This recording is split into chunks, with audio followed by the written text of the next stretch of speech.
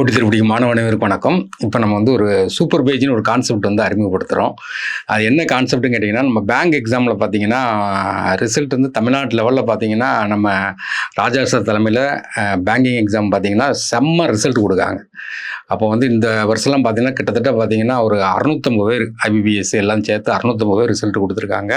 அதனுடைய கான்செப்ட் இந்த ரிசல்ட் வர்றதுக்கு என்ன காரணம்னு சொல்லும்போது, சமீபத்தில் பார்த்தீங்கன்னா இந்த அக்சுவர் மீட்டிங்லாம் அட்டன் பண்ணிட்டு இருந்தேன்.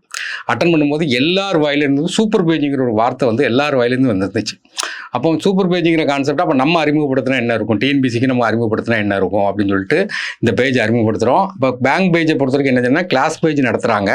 கிளாஸ் பேஜ் முடிஞ்சோன்னா இப்போ டிஎன்பிசி பொறுத்த வரைக்கும் கிளாஸ் பேஜ் முடிஞ்சோன்னா அவங்க எல்லாம் வீட்டுக்கு போயிடுறாங்க. ஆனால் பேங்க்கில் என்ன பண்ணுறாங்கன்னா கிளாஸ் பேஜ் நடக்குது. கிளாஸ் பேஜ் முடிஞ்ச உடனே என்ன நடக்குதுன்னா ப்ரிலிம்ஸ் டெஸ்ட்டு ரெகுலராக நடந்துகிட்டே இருக்கும். சப்போஸ் அட்டன் பண்ணனா ஸ்டூடெண்ட்ஸுடைய ஃபால்ட்னா தவிர இன்ஸ்டியூட்டுடைய ஃபால்ட் இருக்காது. அப்போ அந்த ப்ரிலிம்ஸ் முடிஞ்ச உடனே டக்குன்னு அடுத்த ஸ்டேஜ் என்ன போகிறாங்கன்னா மெயின் ஸ்டேஜ்னு டெய்லி நடந்துட்டு இருக்கும். ப்ரிலிம்ஸ் ஸ்டேஜை முடித்த உடனே டக்குன்னு அடுத்த ஸ்டேஜ் என்ன போகிறாங்கன்னா மெயின் ஸ்டேஜுக்கு பேர் தான். அதுக்கப்புறம் அதில் ஃபில்டர் பண்ணி ஒரு 50 பேரை தேர்ந்தெடுக்காங்க. ஒரு 50 to 60 பேரை தேர்ந்தெடுத்து என்ன பண்ணுறாங்கன்னா சூப்பர் பேஜ்னு சொல்லிட்டு ஒரு ரிசல்ட்டுக்காண்டியே என்ன பண்ணுறாங்க கேட்டிங்கன்னா ஒரு 50லேருந்து ஒரு 60-70 பேரை தேர்ந்தெடுத்து வச்சுட்டு எந்த ரிசல்ட்டாக இருந்தாலும் அவங்களோட டாப்பாக வந்து கொண்டு வந்து வச்சு அவங்க எதுலெல்லாம் ட்ரபுளாக இருக்காங்களோ அதை மட்டும் கிளாஸ் எடுக்கிறது, அவங்களுக்கு ரெகுலராக ட்ரைனிங் கொடுத்து அவங்கள வந்து நல்ல ஃபாஸ்ட்டாக உள்ள ஒரு ஆட்களாக வந்து உருவாக்கி வச்சுருக்காங்க. அப்போ இந்த சூப்பர் பேஜுங்கிற ஒரு கான்செப்ட் அவங்க மாதம் எக்ஸாம் வைப்பாங்க. இப்போ மாதம் ஒரு 50 பேர் எக்ஸாம் எடுத்து சப்போஸ் ஒரு 20 பேரில் அடாப்ட் ஆக முடியாது, அந்த 20 பேரை ரீப்ளேஸ் பண்ணுறதுக்கு அடுத்த ஆளுக்கு வருவாங்க. அப்புறம் செட் ஆயிரும். எல்லாருடைய வார்த்தையிலும் இப்போ அட்டன் பண்ண ஃபங்க்ஷனில் பார்த்தீங்கன்னா நீங்கள் கூட இந்த பேங்க் எக்ஸாமுடைய ஃபங்க்ஷன் பார்த்துருக்கலாம். அந்த அச்சீவர் மீட்டிங் பார்த்தீங்கன்னா எல்லாருடைய வாயிலிருந்து என்ன வந்ததுன்னா சூப்பர் பேஜ் சொன்ன உடனே நானும் கிட்டத்தட்ட அது வந்து 6-7 ஃபங்க்ஷன் நடந்துருந்துச்சு. அப்போ இந்த சூப்பர் பேஜுங்கிறத நம்மளும் இம்ப்ளிமெண்ட் பண்ணுவோம் அப்படின்னு சொல்லிட்டு இம்ப்ளிமெண்ட் பண்ணுறோம். ஏற்கனவே போன மாதமே இம்ப்ளிமெண்ட் பண்ணணும்னு நினச்சோம். இப்போ நான் இதை இம்ப்ளிமெண்ட் பண்ணுறோம். என்னங்கிறத நான் உங்களுக்கு லைட்டாக சொல்கிறேன். இப்போ ஆல்ரெடி நீங்கள் வந்து பிஎம் டெஸ்ட் பேஜ் போயிட்டு இருப்பீங்க. அவங்க 2 மாதம் முன்னாடி போயிட்டீங்க, 2 சப்ஜெக்ட்டுக்கு முன்னாடி போயிட்டீங்க. லீடர்ஸ் டெஸ்ட் பேஜ் போடுங்க, அவங்களாம் அதையே கான்சன்ட்ரேஷன் பண்ணிட்டு போங்க. நம்ம பின்னாடி பார்க்கலாம். இது மாதமே சூப்பர் பேஜுங்கிற ஒரு எக்ஸாம் நடக்கும். எக்ஸாம் வச்சு தான் ஆள் எடுக்காங்க. அவங்க ஸ்ட்ரிக்டாக வைக்காங்க. அவனுடைய பேங்க் எக்ஸாமில் படிக்கிறவங்களை பொறுத்த வரைக்கும் என்ன கேட்டிங்கன்னா அந்த சூப்பர் பேஜுக்கு போகணுங்கிறதே அவனோட பெரிய மோட்டிவாக இருக்குது. அந்த கான்செப்டை நம்ம என்ன பண்ணணும்னா தூத்துக்குடியிலையும் சென்னையிலையும் அறிமுகப்படுத்துறதோ ஒரு 2 வீக்ஸ் கழிச்சு எல்லா இன்ஸ்டியூட்லையுமே அறிமுகப்படுத்துவோம். அந்த இது என்ன இந்த பேஜுடைய சாராம்சம் என்னன்னு கேட்டிங்கன்னா ரெகுலராக கன்சிஸ்டன்சியாக கிளாஸ் எடுத்து உங்கள் டைமை நாங்கள் வேஸ்ட் பண்ண நினைக்க மாட்டோம். உங்களுக்கு ஒர்க்கு கொடுப்போம். ஒரு டிஃபிகல்ட்டான சப்ஜெக்ட்டு, கான்செப்ட் கிளாரிட்டி இல்லாத சப்ஜெக்ட்டு, நமக்கு தேவையான சப்ஜெக்ட் அதை மட்டும் தான் கிளாஸ் எடுக்க போகிறோம். இது இப்போ உள்ள ஃபார்முலா சேஞ்சபிள் ஆகலாம். இப்போ நாங்கள் என்ன திங்க் பண்ணி வச்சுருக்கோம் அப்படின்னு பார்த்தீங்கன்னா இந்த பேங்க் கிளாஸில் என்ன சக்ஸஸ் மோடுக்கு திங்க் பண்ணி வச்சாங்களோ அதே மோடு தான் நாங்கள் இங்கே திங்க் பண்ணி வைக்கிறோம். அப்போ நம்ம என்ன பண்ணுறோம் கேட்டிங்கன்னா ஒரு ரேங்க் ஹோல்டரை உருவாக்குறது அல்டிமேட் டார்கெட். அப்போ நம்ம என்ன பண்ணுறோங்கன்னா இந்த கிளாஸுடைய ப்ரோக்ராம் என்னன்னு கேட்டிங்கன்னா டெய்லி உங்களுக்கு வந்து ஒரு ப்ரிலிம்ஸ் ஓரியன்டேஷனில் ஒரு புக்லெட் கையில் கொடுத்துருவேன். டெய்லி வந்து ஒரு 48 பக்கம் இருக்கிற மாதிரி ஒரு புக்லெட் கையில் கொடுத்துருவேன். அது அப்ஜெக்டிவ். அதாவது இப்போ எல்லாருமே என்னென்னா புக்கை நல்லா படிக்கிறாங்க. ஆனால் என்ன பண்ணுறாங்க கேட்டிங்கன்னா கொஷின் வந்து போட்டு பார்க்க மாட்டேங்காங்க. கொஷின் வந்து ரொம்ப ரொம்ப முக்கியம். கொஷின் போட்டு பார்க்குறது தான் அல்டிமேட். இப்போ நான்லாம் எக்ஸாம் பாஸ் பண்ணும்போது பார்த்தீங்கன்னா புக்கு படித்ததே கிடையாது. ஆனால் டெஸ்ட் ப்ராக்டிஸ் நிறைய பண்ணுவோம். அப்போ நம்ம என்ன பண்ணுறோம் கேட்டிங்கன்னா இந்த டிஎன்பிசி எக்ஸாமில் கேட்டது, முக்கியமாக மற்ற போர்ட்லேருந்து கேட்டது, என்னென்ன கொஷின் இருக்குதோ எல்லாமே கையில் கொடுத்து அதுக்கு வித் எக்ஸ்ப்ளனேஷன் பைலிங்குள்ளேயே அந்த மெட்டீரியல் வந்து டெய்லி ஒரு உங்களுக்கு 48 பக்கம் வச்சுருக்கீங்களா, 50 பக்கம் வச்சுருக்கீங்களா, 50 பக்கம் உங்களை கையில் கொடுத்துருவேன். உங்கள்கிட்ட ஒர்க்கு வாங்குவேன். இதுக்கு அடாப்டேஷன் இல்லைன்னா அவங்கள வெளியே அனுப்பிடுவோம். நம்ம சொல்கிறது அவங்க கேட்கலன்னா நான் கண்டிப்பாக அளவு கிடையாது. இப்போ தூத்துக்குடியை பொறுத்த வரைக்கும் என்னென்னா காலையில் 6 to 8 நான் தான் ஃபுல்லாக உட்காந்துருப்பேன். நான் சொல்கிறத கேட்கலன்னா கண்டிப்பாக இதில் வந்து பாரபட்சமே கிடையாது. ஏன்னா அப்போ ஸ்ட்ரிக்டாக போகும்போது உங்களை கையை பிடிச்சி கூப்பிட்டு போகிற மாதிரி நீங்கள் வந்து திடீர்னு நமக்கு வந்து என்ன ஆகும் கேட்டிங்கன்னா படிச்சுட்டு இருக்கும்போது மைண்ட் வந்து டைவெர்ட் ஆகும். இதை பண்ணவான்னு டைவெர்ட் ஆகும். இப்போ அப்படிலாம் கிடையாது. உங்களை அப்படியே ஸ்ட்ரீம்லைன் பண்ணி உங்கள் கையை பிடிச்சி கூப்பிட்டு போகிற மாதிரி அப் டு உங்களுக்கு அப்பாயின்மெண்ட் வரைக்கும் கையை பிடிச்சி கூப்பிட்டு போகிறது தான் இந்த ப்ரோக்ராம். எல்லாருமே கொஞ்சமாக எல்லாருமே சூப்பர் பேஜிக்கில் வரணும். இப்போ காலைல நம்ம என்ன பண்ணுறோன்னா ஒரு 48 பக்கம் மேட்ரு உங்கள் கையில் கொடுத்துருந்தோம். நீங்கள் என்ன பண்ணுங்கன்னா அதை நல்லா படிக்கணும். ஒரு ஆப்ஷன் ஆன்சர் இருக்குன்னா மீதி 3 ஆப்ஷனுக்கு நீங்கள் அது சம்மந்தமாக எழுதணும். எழுதி கொண்டு வரணும். நான் தான் செக் பண்ணுவேன். அதில் கேள்வியும் கேட்பேன். நம்ம 48 பக்கத்தில் ஒரு ஆவரேஜாக ஒரு 60-70 கொஷின் இருக்குன்னா அந்த கொஷினை கண்டிப்பாக கேட்பேன். அதை நீங்கள் சொல்லி தரவாக சொன்னாதான், சப்போஸ் நீங்கள் அறகுறை படிச்சீங்கன்னா அழகாக கண்டுபிடிச்சிருவேன். இவ்வளோ வருஷம் எக்ஸ்பீரியன்ஸில் எல்லாம் ஈஸியாக கண்டுபிடிச்சிருவேன். அப்போ அந்த அறகுறையை நீங்கள் சொன்னீங்கன்னா கண்டிப்பாக அலோவ் பண்ண மாட்டேன், ரிமூவ் பண்ணிடுவோம். அந்த பேஜ் வந்து ரிமூவ் பண்ணி விட்டுறலாம். அப்போ நீங்கள் வந்து கன்சிஸ்டன்சியை மெயின்டைன் பண்ணுற மாதிரி இருக்கும். இது எதுக்கான்னு கேட்டிங்கன்னா ப்ரிலிம்ஸ் ஆஸ்பெக்டில் நம்ம ப்ரிலிம்ஸ் பாஸ் பண்ணால் தான் மெயின்ஸ் எழுத முடியும்.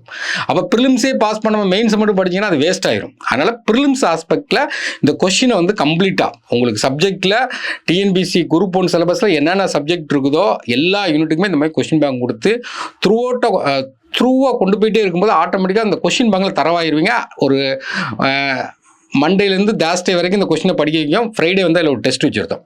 இது வந்து ஒன்லி ஃபார் ப்ரிலிம்ஸ் ஆஸ்பெக்ட். கிளாஸில் போகும்போது என்ன ஆகும் கேட்டிங்கன்னா, மெயின்ஸ் ஆஸ்பெக்டில் பார்த்தீங்கன்னா ஒரு 4 கொஷின், ஒரு 10 மார்க் 2 கொஷின், 15 மார்க் 2 கொஷின். அதை வந்து நாளைக்கு என்ன எழுத போகிறீங்களோ இதை வந்து லைட்டாக டீச் பண்ணுவோம். இது இப்படி எழுதணும், இதுக்கு சோர்ஸ் எடுக்கணும். அதுக்கு நீங்கள் என்ன பண்ணிட்டு வரணும்னு கேட்டிங்கன்னா, கண்டிப்பாக ரைட்டிங் நோட்ஸ் எடுத்துகிட்டு வரணும். கண்டிப்பாக மெயின்ஸ்க்கு பொறுத்த வரைக்கும் தனியாக ஒரு நோட்டு போட்டு நோட்ஸ் எடுக்கணும். நோட்ஸ் இல்லைன்னா நாட் அலவுட், அதில் ஸ்ட்ரிக்டாக இருக்கிறது தான். ஏன்னா கண்டிப்பான ஆசிரியர் கரையேற்றி விடுவார். நீங்கள் இதில் எந்த காம்ப்ரமைஸுமே கிடையாது. அப்போ நம்மளை பொறுத்த வரைக்கும் கண்டிப்பாக நோட்ஸ் எடுத்து தான் நீங்கள் உள்ளே வரணும். உள்ளே வந்துட்டு என்னங்கன்னா அந்த டெஸ்ட் எழுதுகிறோம். ஏன்னா ஒரு 10 மார்க் 15 மார்க் எழுதிட்டு நீங்கள் போயிட்டே இருக்கலாம். எழுதிட்டு அதை வந்து எவலுவேட் பண்ணிவிட்டு அன்றைக்கே கொடுத்துருவோம், இல்லைன்னா மறுநாள் காலில் கொடுத்துருவோம். அப்போ நம்ம என்ன கன்சிஸ்டன்சியாக ப்ரிலிம்ஸையும் படித்த மாதிரி இருக்கும், கன்சிஸ்டன்சியாக மெயின்ஸையும் படிச்சுட்டே இருப்போம். நோட்டிஃபிகேஷன் வந்து ஒரு ப்ரிலிம்ஸ்க்கு ஒரு அழுத்தம் கொடுத்துருவேன். ஃபுல்லாக அழுத்தி உங்களுக்கு என்னென்ன பண்ணணும். இந்த தடவை வேற ஒரு பேட்டர்னையும் யோசிச்சுட்டு வந்தேன், வரும்போதும் யோசிச்சுட்டு வந்தேன். 200 மார்க் டெஸ்ட்டு அதே மாதிரி பாலிட்டி 40 கேட்கனா 40, ஆனால் குறிப்பிட்ட சிலபஸை கொடுத்து அதே பாட்டியில் ஒரு 10 டெஸ்ட் வச்சு விட்ருவேன். நீங்கள் உறுதியாக ப்ரிலிம்ஸும் பாஸ் பண்ணிடுவீங்க, மெயின்ஸும் பாஸ் பண்ணிடுவீங்க. அதுக்குள்ள ஒரு முன்னெடுப்பு தான் இந்த சிஸ்டம். கண்டிப்பாக ஒருத்தா இருக்கும், அதில் மாற்றுக்கிறதே கிடையாது. நீங்கள் உங்களுடைய வேலை என்ன கேட்டிங்கன்னா, இந்த எக்ஸாம் பாஸ் பண்ணுங்கள். ரிட்டன் எக்ஸாமே பார்த்தீங்கன்னா ஹைப்ரிட் மாடலில் தான் இருக்கும். ஹைப்ரிட் மாடல்னா உங்களுக்கு என்ட்ரன்ஸ் எக்ஸாமே பார்த்தீங்கன்னா ஒரு 50 கொஸ்டின் பார்த்தீங்கன்னா ஐஎன்எம்ல இருந்து அப்ஜெக்ட் டைப் இருக்கும். அப்புறம் ஒரு 50 கொஸ்டின் சொல்லிடுவாங்க. ஒரு 50 மார்க் ரைட்டிங் ஃபார்மெட்டில் இருக்கும். திருத்திட்டு பர்சனல் இன்டர்வியூ வைப்போம். பர்சனல் இன்டர்வியூ எதுக்காண்டி வைக்கணும்னு கேட்டிங்கன்னா, இன்ட்ரெஸ்ட்டாக இருக்கீங்க சிலவங்களை பார்க்கும்போது என்ன கேட்டிங்கன்னா, இந்த மாதிரி கிளாஸ் எடுத்தோம்னா குரூப் 4 பாஸ் பண்ணலாம்னு நினைப்பாங்க. அப்படிப்பட்ட ஆட்கள் நான் எடுக்க போகிறதே கிடையாது. உங்களுக்கு இன்ட்ரெஸ்ட் வந்து குரூப் 1 தான் டார்கெட்டாக இருக்கணும். குரூப் 1 டார்கெட்டாக இருக்கிறவங்க மட்டும்தான் இந்த பேஜில் இருக்கும். இது நீங்கள் வந்து ஆல்ரெடி பார்த்தீங்கன்னா டிஎன்பிசி இன்டர்வியூ போயிருப்பீங்க, சப்போஸ் கிடைக்காம இருக்கும், அவங்க கொஞ்சம் இன்ட்ரெஸ்ட் எடுத்து ஜாயின் பண்ணலாம். மெயின்ஸ் எழுதிருப்பீங்க, கிடைக்காம நான் இன்ட்ரெஸ்ட் ஜாயின் பண்ண 4-5 வருஷம் நல்லா படிச்சுட்டு இருப்போம், நமக்கு வந்து கிடைக்காம இருக்கலாம். அவங்களெல்லாம் கண்டிப்பாக இந்த இது வந்து ஒர்த்தபுளாக இருக்கும். கடைசி வரை ஃபுல் ஸ்விங்காக அப்படி நம்ம கொண்டு போகிறதா ரொம்ப உங்கள் டைமெல்லாம் வேஸ்ட் பண்ணால் கன்சிஸ்டன்சியாக ஒரு எஃபோர்ட் போட்டுகிட்டே உங்கள் டைவர்ஷன் பண்ணாமல் ஒரு கிளாஸை கொண்டு போகிறதா இதனுடைய நோக்கம். கண்டிப்பாக ஒர்த்தாக இருக்கும். எனக்குமே பார்த்தீங்கன்னா என்னுடைய பர்சனல் இன்ட்ரெஸ்ட் தான். நானுமே பார்த்தீங்கன்னா இப்போ கிளாஸ் எடுத்து ரொம்ப நாள் ஆகிட்டு. இப்போ எனக்கு வந்து இந்த ஒரு 2 மணி நேரம் கிளாஸ் இருக்குது, எனக்குமே கிளாஸ் எடுக்கிறதா ஒரு இன்ட்ரெஸ்ட்டாக இருக்கிற மாதிரி இருக்கும். அதனால் கண்டினியூஸாக கொண்டு போகிற மாதிரி தான். இதே மாதிரி தான் சென்னையிலையும் பார்த்தீங்கன்னா அங்கே ஒரு இன்சார்ஜ் இருப்பாங்க, சரவண பொன்னன் இருப்பார், அவருக்கு இல்லை 2 இருப்பாங்க. இதே நம்ம என்ன பண்ணுறோமோ அதே மாதிரி தான் தூத்துக்குடியில் பண்ணுற மாதிரி தான் சென்னையில் பண்ணுவோம். ரெண்டுமே ஒரே மாதிரி தான் போவோம்.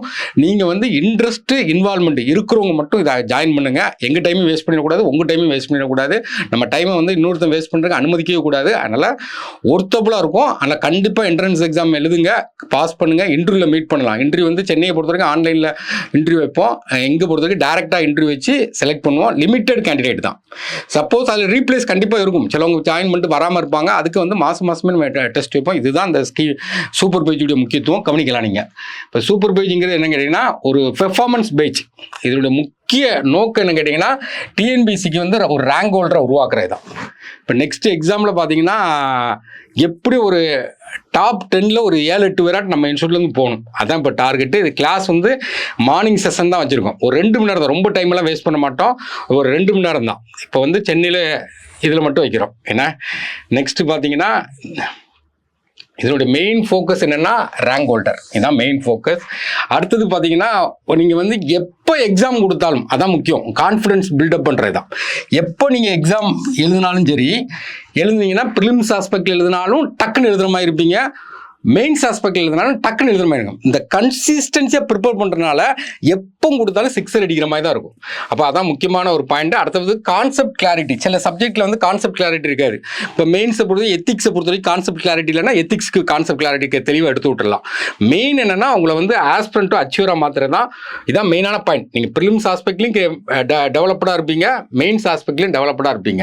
இப்போ இதனுடைய பேட்டர்ன் எம்சிக்யூ பேட்டர்ன்லாம் எக்ஸாமை பொறுத்த வரைக்கும் என்னங்கன்னா 50 மார்க் டெய்லி பார்த்தீங்கன்னா உங்களுக்கு 50 மார்க் டெஸ்ட் வைக்கிறது, அனாலிட்டிக்கலாக திருத்தி கொடுக்குறது, எப்படி எழுதுனுங்கிறது, பழைய கொஸ்டின் ஃபுல்லாக கன்சிஸ்டன்சியாக நம்ம கொண்டு போயிட்டே இருப்போம்.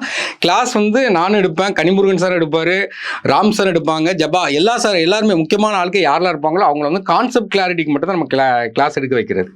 ஒன்லி இதனுடைய முக்கியத்துவம்னா கான்செப்ட் கிளாரிட்டி, பிறகு பார்த்தீங்கன்னா ரிசல்ட் ஓரியன்டாக அப்ரோச் பண்ணுறது, என்கேஜ்மெண்ட்டு, பிறகு ரேங்க் ஹோல்டராக மாற்றுறது தான் முக்கியமானது. செலெக்ஷன் ப்ராசஸும் கூட சொல்லிட்டேன். மாடர்ன் இந்தியா சிலபஸ் அது ஆக்சுவலாக பார்த்தீங்கன்னா ஒரு புக்கு உண்டு. நீங்கள் படிச்சுங்க, புக்கு வாங்கின கட்டாயம் கிடையாது. உங்களுக்கு ப்ரிலிம்ஸில் வந்து நமக்கு ஒரு 50 மார்க்கு, மெயின்ஸில் ஒரு 50 மார்க்கு. ஏன்னா ஹைப்ரிடாக இருக்கும். ப்ரிலிம்ஸையும் எழுதணும், ஒரே இதில் வந்து ப்ரிலிம்ஸையும் எழுதணும், மெயின்ஸையும் எழுதணும். ஏன்னா பர் கண்டிஷன் பார்த்தீங்கன்னா கண்டிப்பாக 1 நாள் 2 நாள் நீங்கள் ஆப்சென்ட் ஆகி சொல்லிட்டு ஆப்சென்ட் ஆனீங்கன்னா ஓகே. மற்றபடி சொல்லாமல் நீங்கள் ஆப்சென்ட் ஆனீங்கன்னா கண்டிப்பாக வந்து ரிமூவ் பண்ணிடலாம். ஏன்னா அந்த சான்ஸ் இன்னொருத்தனுக்கு போகும். பிறகு இன்ட்ரெஸ்ட் இன்வால்மெண்ட் இருக்கிறவங்க மட்டும்தான் அட்டன் பண்ணுறீங்க. டெஸ்ட் வந்து கம்பல்சரி எழுதியே ஆகணும். ஏன்னா இது ஒரு முக்கியமானது. நெக்ஸ்ட் பார்த்தீங்கன்னா ஓகே, இது வந்து நம்ம இன்ட்ரடக்ஷன் கிளாஸ் வந்து 2ஆம் தேதி வச்சுருக்கோம். அப்புறம் வந்து என்ட்ரன்ஸ் எக்ஸாம் வந்து 7ஆம் தேதி வச்சுருக்கோம். இன்ட்ரடக்ஷன் கிளாஸ்னால் என்ன, இதனோட கான்செப்ட் என்னன்னு சொல்கிறது தான். இன்டர்வியூ வந்து 8ஆம் தேதியிலேருந்து 10ஆம் தேதி வரைக்கும் நடந்துகிட்டே இருக்கும்.